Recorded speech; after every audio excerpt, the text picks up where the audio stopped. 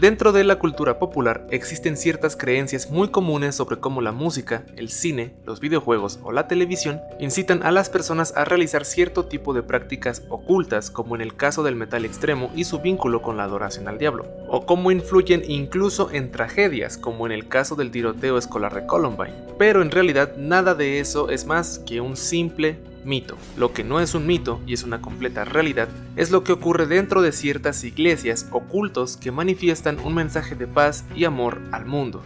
pero por dentro son un verdadero infierno. Y ese es precisamente el caso del que se habla en el nuevo documental de Netflix, La oscuridad en la luz del mundo, mismo del que hablaremos en esta ocasión, ya que uno pensaría que el fanatismo religioso no es más un problema del siglo XXI. Pero después de ver este documental, seguir pensando en eso sería un completo error.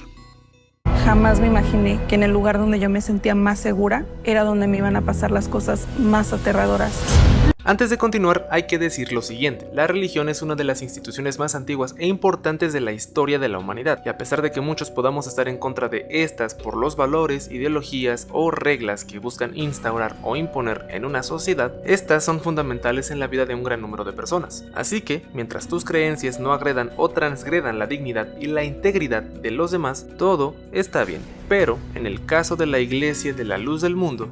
nada de lo anterior aplica. Seguramente ya todos conocemos la historia de Nazón Joaquín García, el último líder que tuvo la Iglesia de la Luz del Mundo antes de ser condenado a pasar 16 años en prisión por diferentes delitos sumamente graves.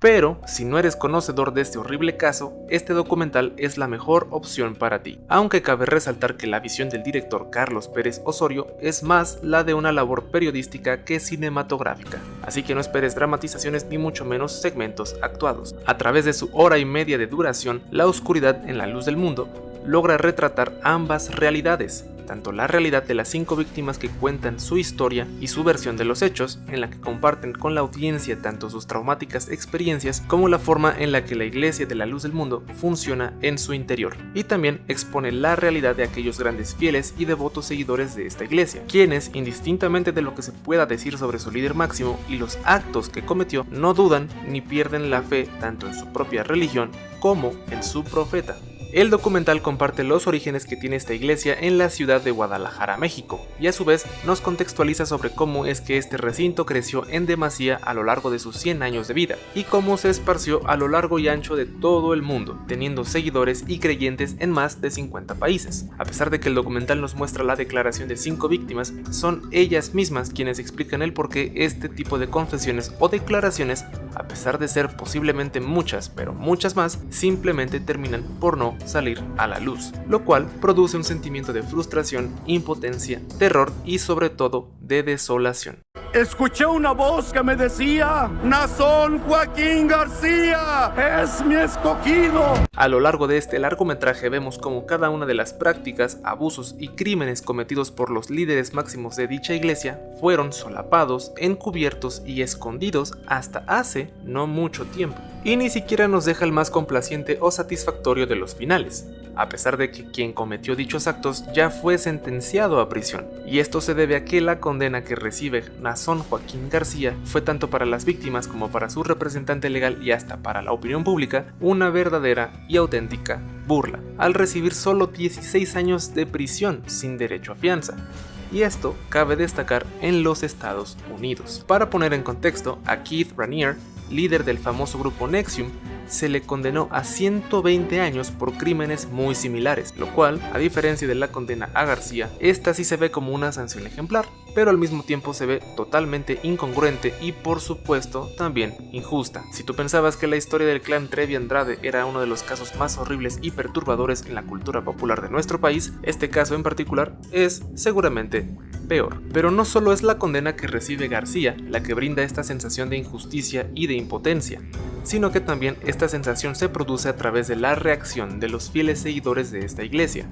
al tachar de mentiras, de infamias y de calumnias los testimonios y confesiones de las víctimas, haciéndolas parecer como si al final ellas hubieran sido las culpables. She just told me, okay, are you ready for tonight? Yes, I'm ready. Sneak into the room, don't let anyone see you.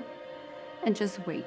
Pero no solo es eso, sino que además nos permite apreciar como espectadores la visión y opinión de algunos fieles, ayudándonos a crear un criterio propio sobre su devoción hacia Nazón Joaquín y hacia la iglesia misma. Incluso podemos ver cómo las familias de las víctimas terminan dándoles la espalda y las terminan dejando solas, ya que su ceguera y su obstinación es tan grande que prefieren apoyar a su líder antes que a su propia sangre. En lo particular, a mí solo me hizo ver a estos seguidores como personas cegadas por un discurso mesiánico y capaces de defender hasta las últimas instancias cada una de las atrocidades hechas por su líder. Lo más triste y desolador, además de todo lo que ya se ha dicho, es que en ningún momento la justicia mexicana interfirió en este asunto, ya que todo el juicio termina desenvolviéndose en Estados Unidos, desde el momento de la detención hasta la declaración de sentencia, ya que al menos en México se logra apreciar la influencia que tenía Nazón en ciertos círculos muy importantes, con personas influyentes y poderosas. Y eso se aprecia sobre todo en el evento que se realizó en el 2019 en el Palacio de Bellas Artes, en donde se llegaron a ver ciertas caras conocidas de la política nacional. La Luz del Mundo es el más claro ejemplo de lo que ocurre cuando le otorgas demasiado poder a una sola persona, y cuando dejas que esa persona actúe con total libertad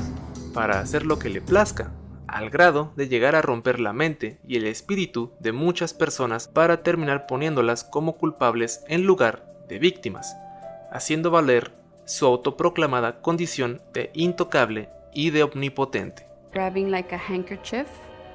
and collecting blood and then showing it to him. And then she folded it and she put it away. That was my first time. En conclusión, todos los seres humanos tenemos una necesidad de creer en algo, así sea en un ser divino o en cualquier otra cosa. Y esa necesidad es más profunda de lo que podríamos pensar. Pero el problema no es que tengamos preguntas sobre nuestra existencia. El problema no es que busquemos una respuesta a esas preguntas, ya que todos las buscamos, así sea en la fe, en la ciencia, en la espiritualidad o en la filosofía. El verdadero problema se presenta cuando alguien como los líderes de esta iglesia abusan y se aprovechan de la necesidad y la desesperación de sus mismos seguidores de encontrar dichas respuestas, y más aún cuando las respuestas que han dado no son más que una vil mentira. Si el video te gustó, recuerda darle me gusta y suscribirte a este canal para que así siga creciendo cada vez un poco más. Eso es todo por esta ocasión, y antes de irnos, la verdad en la que crees no necesariamente es la verdad absoluta.